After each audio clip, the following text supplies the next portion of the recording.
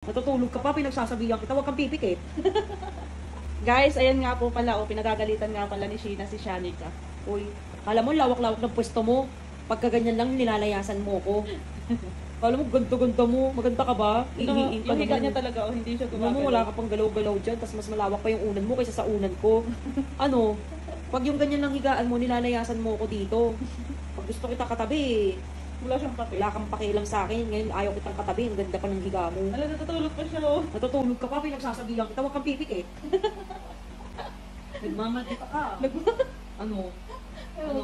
Sabi niya, wag po. Tutulog lang naman ako, mami. Huwag ka matutulog, alas 2 na. Hindi nga ako natutulog, ikaw matutulog ka. Oh, pinagsasabihan kita, hindi ka naman nakikinig eh. Pero yun yung aso, walang kaingay-ingay. Wala ka man lang kaini-ini pag may dumadating, hindi ka man lang tumatahol. Ako pa tinatahulan mo. Baka din eh. Walang bisang aso. Oh, ano gusto mo? Puro ka lang chicken, chicken. Oh, narinig mo chicken, oh. Oh, saan ka pupunta? Gusto daw siyang ingay mo, natutulog siya. Ano, lalayasan mo na ako. Pinagsasabihan pa kita. Ang akin lang naman, pag naglilinis si mami sa baba, huwag kang kung saan-saan sumusuot pala. Suksok. Ha? Kinakausap kita. Dito ang ulo.